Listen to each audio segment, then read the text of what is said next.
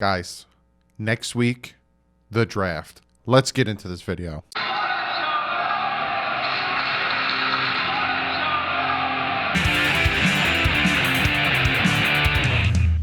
What is up, Fin fans, football fans, college fans, fans of sports in general that are very, very bored and can't wait for next week? This time next week, not exactly this time, but this day next week, the draft is here. So I need to change up how I'm going to be doing the rest of my prospects videos, because essentially I still have to do interior offensive linemen, edge rushers, defensive tackles, linebackers, cornerbacks, and safeties. That is 6 more, and I got 7 days to do it, and I don't put out videos every day because I'm busy. So I'm going to have to Saturday, the live stream, if you guys don't know, live. I go live every other Saturday at 1 p.m. This Saturday, live, 1 p.m. We are all going to break down the rest of the defense. Today's video, if you could tell from the title, we're doing interior offensive lineman and we're doing defensive end. And unfortunately, I'm not giving you a top 5. I'm going to give you a top 3 because, again, I need to take all of this stuff and jam it into sessions. And you might be saying to yourself, Doug, you have days to do it. Why don't you just do it, you lazy piece of... It's because I have other videos planned for you guys, like my last final mock draft and my draft strategy video. And I have a ton of things. But while you're watching this, I think that Chris Grier is going to come out and do his press conference before the draft. I will give you that reaction in that video probably tomorrow. So again, there's another video there. I'm not going to give it out because I'm recording this Wednesday night and then I'm going to be busy. So I got a lot planned. So that's what we're going to be doing Saturday, 1 p.m. I'm going to go live and we are going to do the defense together. That is defensive tackles, linebackers, cornerbacks, safeties. I already have them ranked. I already have them written down here, who I like where. I want to hear from you guys. We're going to break it down. We're going to do it together. But in this video, we're doing guards, centers, and defensive ends. So without further ado, let me give you the trivia for today. If you guys don't like the trivia, you can fast forward a little bit, but then don't comment it below. Don't give me the wrong answer because I give you guys the answer right before comment of the day. What uniform number did longtime defensive offensive lineman Jeff Dellenbach wear for the club? He played from 1985 to 1994. What number did he wear? So let's jump into the interior. And we're going to start with my number 3. Again, I'm only going to give you 3 because I need to compact them into one video. And then also come Saturday, 1 p.m., the live stream, I'm going to keep saying it. I'm going to only give you 3 of each unless you tell me more. So my number 3 is Matt Hennessy, center from Temple. He's 6'4", 307 pounds. He ran a 5.18 40.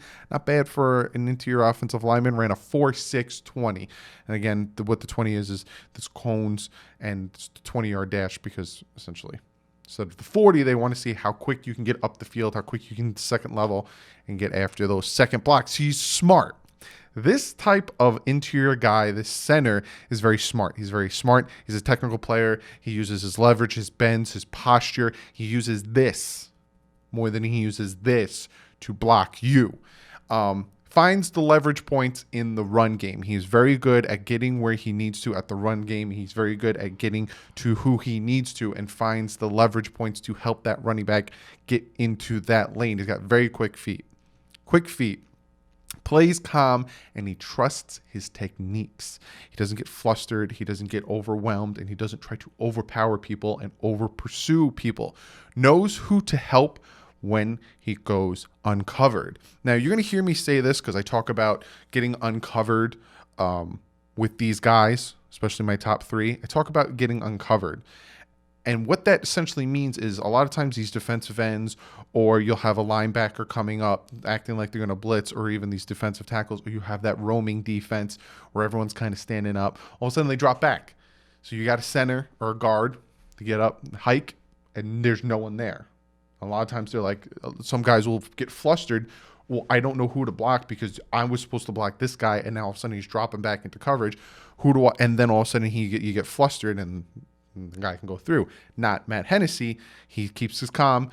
Oh, not here. I'm going to help out one of my guards. Very good at that. 3-year starter, 1 team award for the toughest player So he's a very knowledgeable guy. He's a very smart guy, uses his wits, uses his technique, uses all of the things that you need to keep to win the blocking. Now, here's his cons. He's undersized. He's not that powerful. That's why he uses his technique. That's why he uses his abilities in that aspect to overtake him not being that powerful. A little undersized. Never played guard. Has no guard experience. So he is a center. You're drafting him to play center. If the Dolphins pull the trigger on Matt Hennessy in like the second, I would say probably like second round pick, maybe that first one, but I feel like second round pick, Ted Karras is moving a guard because this guy is playing center. He lingers too long on his initial block. Sometimes you got to make that block, and if you get the block and either the quarterback has moved or the running back has gone past you, you get off that block, you help him out, go up to the next level, get on the next block. Sometimes he just lingers a little too long, like a fart that just won't go away. He just lingers on it. And linebacker's speed can cause him problems. So you got a fast, shifty, you got Jerome Baker, prime example. You got Jerome Baker coming, running up the middle at you, can give him some problems, especially he's really fast, really quick. Guys, that's the reason I have him as my number 3. He doesn't have much versatility when it comes to the interior of the offensive line, and he's not that powerful of a player. Now, am I saying he's bad? Am I saying I will be upset if the Dolphins drafted him? No. I like the technique. I like him using his smarts. I like him using his abilities and the toughness that he has. But he is my number 3. My number 2, Lloyd Cushenberry III, center, LSU, 6'3", 312 pounds, didn't run the 40, but has a 5.27 and a 5.27 40-yard dash. Didn't do the 20-yard cone drill. So this guy is really, he won an award with LSU for selfless attitude, something you really want, especially an offensive lineman, because these offensive linemen don't get a lot of notoriety, don't get a lot of fame, nothing. That's why if you notice quarterbacks and running backs tend to buy their offensive line watches and stuff, take them out to dinner, because they protect them, they save them. You don't get a lot of fame and all that stuff. He's got good length. He's got good arm length for center. So that's a good thing, especially when you hike that ball. You want to be able to keep the distance. No one's getting past me. Good arm length. He's got great power, and he absorbs the hits, especially as a center.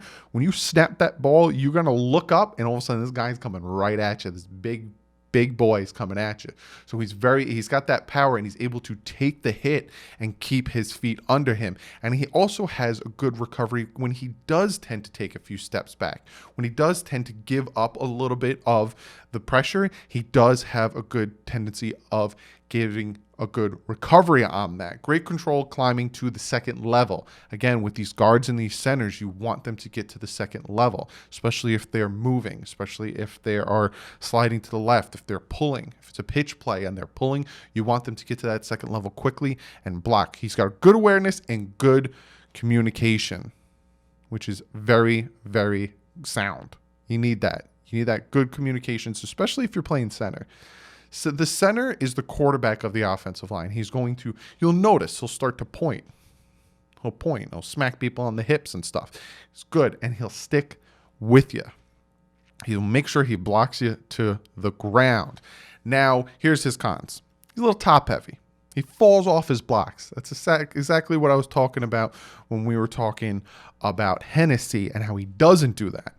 Tends to fall off his blocks because he gets a little antsy in the pantsy, he gets a little top heavy, and he'll block too much and kind of fall off his blocks, get a little top heavy. He needs to work harder on the faster pass rushers coming up that middle. Again, think like a Jerome Baker, think like maybe an Aaron Donald when he's lined up at defensive tackle. He needs to work a little bit harder to stay with these guys, not let these guys get past him. Not great mobility. So when it comes to pulling, when it comes to on pitch plays, when it comes to all those things, he needs to work on it and needs to get out there. And he needs to work, like I just said, if you don't got the mobility, you're going to need to work on your pulls. Now, those are important, especially when you're pitching the ball out there. You want to get out there and help your man, and especially on screenplays. I don't know why that completely slipped my mind when I'm talking about mobility with these interior offensive linemen. Screenplays, you want to get out there quick. For all us guys who play Madden, it takes forever for a screenplay to develop. It puts your quarterback at great risk. So that's why I got him. I got him at my number 2 because he has the physicality. He has the arm lengths, good communication, great awareness. I have him as my number 2 over Hennessy because Hennessy lacks the physicality, lacks the power, but he has the technique. They're still my top 3. And my number 1 interior guy is Cesar Ruiz, center, Michigan. He's 6'3", 307. He's about the same weight as Hennessy, about an inch shorter. Ran a 5.08 40 and a 4.64 20-yard cone. So when it comes to these interior guys, he's the fastest. 5.0, which ain't bad. It ain't bad. He's a big, powerful guy. He's got strong legs, anchors, going to keep his big frame in position. He's got that powerful punch. It's going to hit you right in the chest, knock you back, and he knows when to time it. He knows when to hit you in that shoulder and kind of turn your body so he can position you and get you out of the way for either the run or the pass protection. He's got very fluid lateral movement. Like I said about the other guys, very good at screenplays and pitch plays. Works well in space. You always want your interior guys to work well in space, especially when they get to that second level. Connects with moving targets consistently. It's another thing that is good when you're getting to the second level, and that's also another thing that's good when it comes to screenplays. Rebounds well if he gets overpowered. That is big. Because sometimes you're going to have these big guys, these Ndamukong Suhs, these big DTs that are going to try to overpower you, run over you to get to the quarterback or to blow up that run play. He's very good at not getting overpowered because he's very good at having that big frame. He's a very flexible player. Can play guard, can play center. So, I would love the Dolphins to take Cesar Ruiz. That flexibility, that ability to play guard, center is important to me. I will talk about who I want, where I want, how I want it in the draft when it comes to that last mock draft, and I'll talk about it there. But I would be very happy if the Dolphins took Cesar Ruiz. Now, I've seen people talk about him being a first-round talent as a possibility, early second round as a possibility. If the Dolphins do tend to think that they can get a running back and that's a first, second-round pick, then potentially take him with the last third. I don't know what they're doing, but I like him. Now, here's his cons. He needs to lose a little weight. He's a little top heavy, a little big, and if he wants to be more mobile, if he wants to get out there a little bit quicker, he needs to lose a little bit of that weight. He's got antsy feet.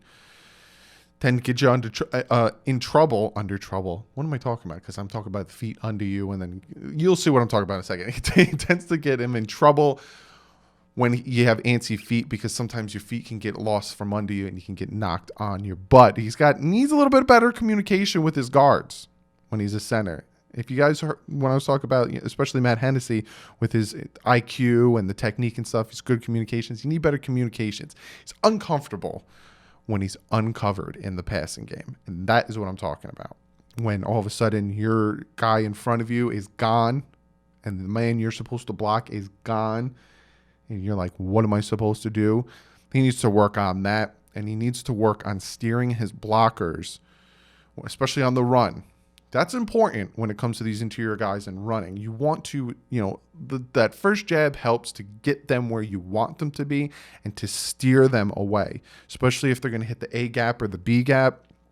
You want to turn them, get them away so the running back can go on your back. So those are my top 3 interior guys. Now, they're all centers, Cesar Ruiz, Matt Hennessy, and Cushenberry. They're all centers. Ruiz can play both. Hennessy can't.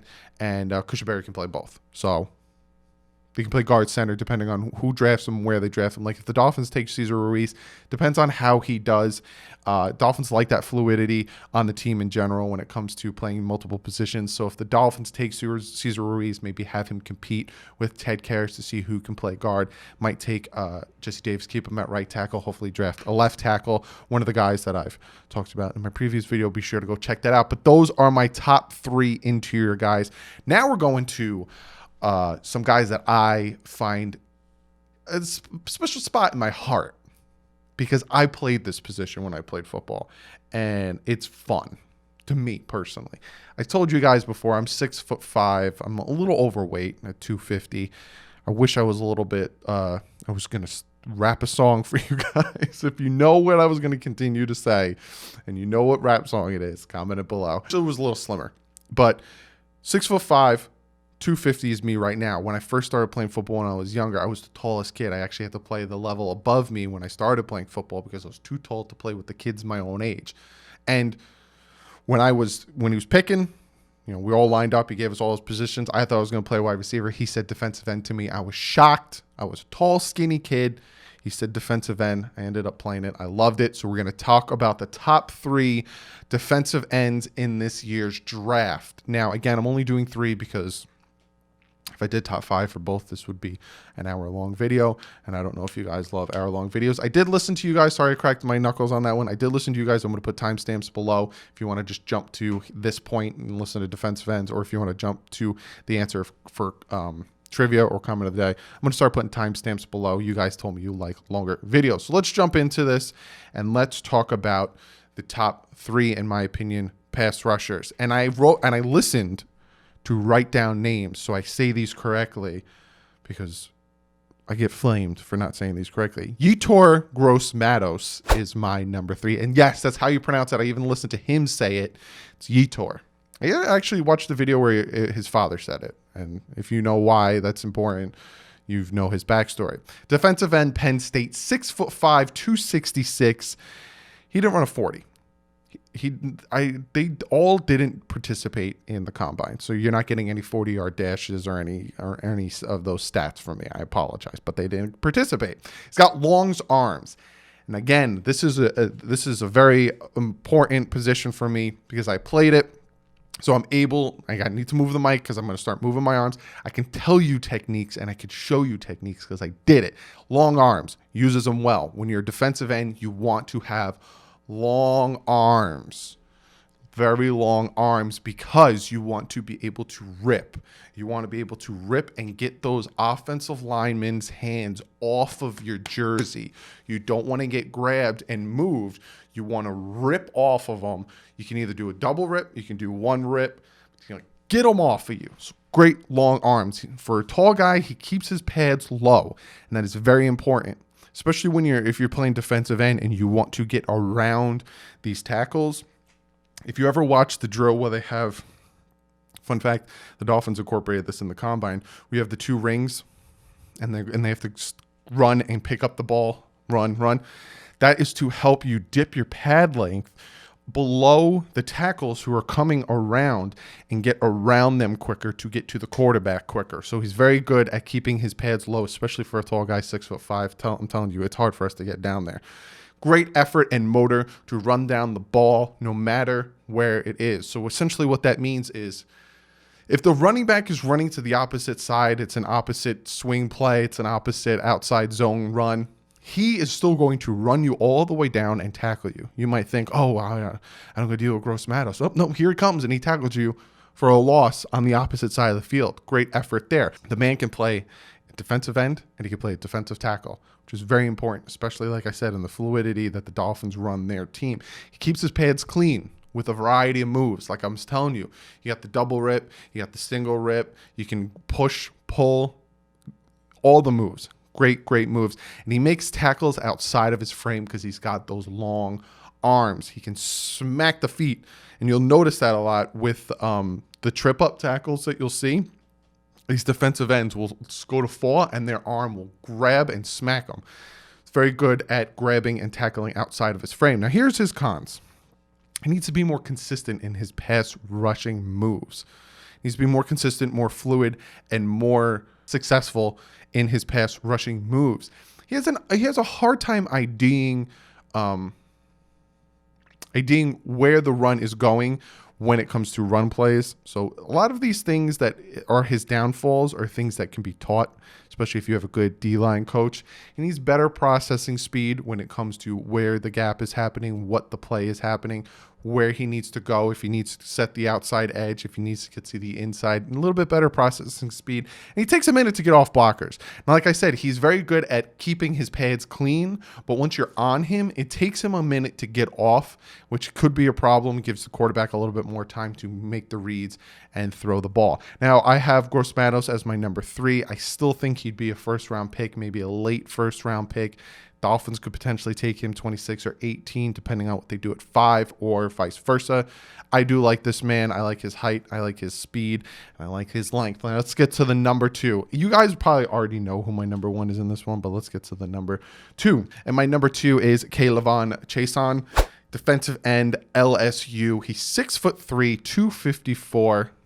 And again, no participant. I got no 40s for you. I apologize for that. He's got great build and mobility. He does have a downfall. He has a big downfall that I'll talk about in his cons because he's got a lot of great upside. You watch the Alabama game, he kind of disappeared a little bit for that first half or so of the Alabama game, but he does have a fluid and loose hips and ankles. Again, guys, like I said about gross-matos, you want the loose hips. You want to be able to turn and get around the edge to get after the quarterback and get around these tackles. He's got a great release out of the 2 and 3-point stance. If you want to know what the 2 and 3-point stance is, 3-point stance is when you have essentially it's 3 points on the ground, right? 3-point stance is the traditional 2 feet down, hand down in front of you. You can have a 4-point stance. Cameron Wake used to run the 4-point stance. Even Jason Taylor, it seems like a lot of these speedies DNs do the 4-point stance where you have all 4 of your hands and feet. I used to like to run that, kind of pull yourself up off the ground and go. But the 3-point stance is your 1 hand down, 2 feet, and then the 2-point stance is you just standing up. Outside linebacker-ish style. So he's good at great release at both 2 and 3-point stance. Shoots the gap ridiculously. So if you have a guy coming at you, he knows which gap to hit, and he shoots it really good. He's fluid to drop back in coverage as well, which is also very important. You know, he trusts his technique and staying in the zone and doing his thing. It's very, again, with the Miami Dolphins, you want that fluidity. He's got the long arms. Playing defensive end, you want to have long arms. You want to be able to get around these tackles. You want to be able to get their hands off of you. And he developed his pass rush variety in 2019. So, you know, it kind of, that's a plus, but also a negative because he's still developing it. And that's where we'll get into the cons. One of the major cons is he did tear his ACL in 2018, missed majority of the season, I think, except for one game, that first game. Like I said, he developed his variety and the pass rushing abilities in 2019. So he still needs to develop, you know, his pass rush IQ and some of his moves and stuff. He needs to add a little bit more strength, and he's a little inconsistent in maintaining downhill blocks on him. So if a guy's coming at him and going downhill on him, he's a little inconsistent on maintaining those blocks, and he tends to lose balance when he's dipping. You'll notice that sometimes when you watch games and you'll watch these defensive ends. Sometimes their feet will slip out from under them, and the tackle kind of keep them down so he can't get back up. Tends to happen to him. So I do have him as my number 2. I like the power. I like the speed. Yes, the ACL tear in 2018 kind of worried me, but the fact that he played all of 2019, you know, I still got him as my number 2. Now, my number 1. Pretty sure you guys will never know who my number 1 is. My number 1 is, I was going to try to come up with some outlandish guy who's not going to be number 1. It's Chase Young. Defensive end, Ohio State, 6'5", 264. He didn't participate in the combine either. I don't know if I have to say much about Chase Young being my number 1, but we'll talk about Chase Young. He's big. He's physical. He's a freak. He's a 4'3" defensive end. Now, there's that whole debate now, can he fit in the Dolphins scheme if the Dolphins did take him? He ain't making it to Miami at 5, and Miami's not going to trade up. I'll be surprised come draft day, I'm live streaming it, if the Dolphins end up trading up. He's a 4'3" defensive end. He's a good run defender. He's good at setting that edge. He's elite. He's got that elite pass rusher skill set. We've all seen it. We've all seen the man kill it, take over a game. And I've heard people say, well, look at this game. He did nothing. It's because the man's getting triple teamed. If you don't believe me, go watch the tape. There's times where the man's getting triple teamed. They don't care about the other side of the Ohio State defensive line. They all put 3 guys on this man. He's got a great angle to take at the left tackle out of the position. What does I mean by that? It takes a very great angle. Comes out, takes the left tackle completely out of his position. That helps other guys get in there, get sacks as well. Great handwork, and he's got a great rush variety. Like I said, you got the double rip. Now, there's different pass rush moves you could do, and the one that I always found super interesting was the one that Cameron Wake would do, because a lot of times what would happen is you got this guy who wants to move you. He wants to push you. So what Cameron Wake used to do is he used to pull. So he would pull, push, and then rip. So all of a sudden this offensive lineman's all off whack, and then he would rip around you and get there. I'm not saying he's got that, but that's what it means by variety of moves. He's got a bunch of different moves. He's easily to go side to side, sideline to sideline.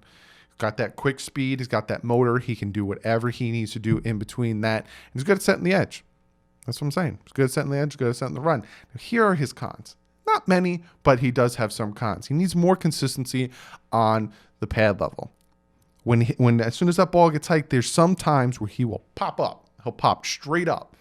It's not good, especially when it comes to defensive end. You want to stay low. You want to, like I'm going to say again, you want to try to get around the tackles. When you get up, that tackle's going to pop you. And I've gotten hit like that. My very first time ever playing defensive end, I didn't know what I was doing. Stood up, that offensive lineman hit me, knocked me up in the air, and knocked the wind out of me. Keep your pad level low if you're playing defensive end. Here's another negative, and it's not that big of an issue, but he tends to show when he's going to drop back into coverage. And what do I mean by that is he tends to lean on his heels a little bit when he's going to show that he's going to drop back in coverage. Have you ever seen the movie Invincible, Mark Wahlberg, where he plays the guy who gets on the eagle, Scapoli? I probably said his name wrong, but I say everyone's name wrong. If you remember the scene where the offensive lineman shows him when his hand's in the knuckle, white means I'm going forward, not white means I'm going back. It's kind of like that, where he kind of rests on his heels a little bit, showing that he's going to drop back. And he loses the track of the football in RPOs, where the quarterback and the offense and the running back kind of going to exchange or keep. It tends to lose track of where the football is in that situation. But other than that, that's my top three defensive ends. Gross-Matos, Chason, and Young. I think those are my top three. Be sure to comment below, guys. Let me know who your top three guards/centers are and who your top three pass rushers are. Love reading your guys' comments. And before I get to comment of the day, the answer to the trivia question of what Jeff Dellenbach's number was, number 65. Let's get to comment of the day. This comment comes from Joe, and this is what Joe has to say. Comment of the day. Hey, Doug, just wondering, based off of free agents and while having 3 first-round draft picks, do you think we are in the playoff picture? Also, if we draft Tua, do you think he starts at all in the 2020 season? Great question. Love the question, obviously, because I picked it. When it comes to the playoffs next year, this upcoming season, yeah. I honestly think anyone in this division, it's kind of up for grabs right now, especially with Brady being gone. And if you look at it on paper, not saying the team is better, but on paper, the Dolphins kind of have a better team than New England Patriots right now. It is what it is. Anything could happen. Any team can turn it around. Any team can, add the pieces that they needed or instantly are better. 9 wins might win you the division. 9 wins might get you in the playoffs, especially with the expanded playoff, adding one more team on either side. So, yeah. Is it possible that the Dolphins make the playoffs? Yeah, it's possible. Will it happen? You guys know my motto, rather be surprised than let down. So I don't want to say it will definitely happen, but I will say that anything can happen, But if I'm a betting man, I don't get my hopes up. So I think they'll probably win like 7-8 games, and I'll be happy with that. And then the other part of your question, if we do draft Tua, will he play? No, it doesn't matter what quarterback we pick. I honestly think that Ryan Fitzpatrick is the starter. I think Fitz and Rosen and the quarterback that we draft will compete with Ruddick, but Ruddick, what are you going to do with him? I think Fitz is the starter. I don't think they're going to hand it to him, but I think he'll compete. And no, I don't think any quarterback that they draft will start unless he somehow plays like he's been in the NFL for the past 10 years and knows exactly what he's doing. But, Joe, thank you for the comment. I hope I answered it. And, yeah. But other than that, be sure to follow me on Twitter, guys. Like I said, tomorrow, it's probably going to happen at like noon or 1 o'clock. This video is going to be out at noon like usual, but at like 1 o'clock, Chris Greer is going to be doing his press conference. I'm going to be busy tomorrow. That's why I'm making this video tonight. I will be giving you my opinion of his press conference, all that stuff on Friday. So be sure to follow me on Twitter. You can react to me, seeing what he's saying. He's not going to say anything. He's going to say the same things, that he's always been saying. So it's not crazy, but I will talk about it on Fridays. So be sure to follow me on Twitter. But also check out the Bit Boys. It's kind of getting slow, the Bit Boys. We're not putting out as many videos as possible, being that it's a hard time for us to get together to film them. If you guys been watching the Resident Evil 3 gameplay we're doing, I've been trying to do it through Skype. It's hard, but if you like what you see, be sure to go over, hit that subscribe button. Other than that, give this video a thumbs up. Guys, we got a week. 7 days from today is the draft, and then we can finally stop talking about, hey, the Dolphins taking Tua, the Dolphins not taking Tua, they're going to trade up, are they not going to trade up, are they going to... We're just going to let it happen, man. We're just going to sit back, watch it happen. It's going to be great. We're all going to be hanging out here. The live stream is going to be great. Be sure to give this video a thumbs up because you like the content. You like what I'm doing. Check out DolphinsTalk.com. Great site that I'm associated with. Great Dolphin content. Be sure to hit the subscribe button. You don't hit the subscribe button, you won't be able to hang out for the live stream. You won't be able to see the videos I got planned or the live stream Saturday. The videos I got planned for Monday and Wednesday. Got a lot planned. So be sure to hit that subscribe button. Hit the notification bell so you can see when the videos go up. But other than that, I will see you guys probably tomorrow with breaking down Greer's press conference. If he said anything astounding, if he didn't, I probably won't talk about it because it'll probably be the same crap. But if I don't see you tomorrow, I'll definitely see you Saturday at 1 p.m. live stream. I'm going to break down the defensive top threes. Other than that, like usual, stay classy. Fins up.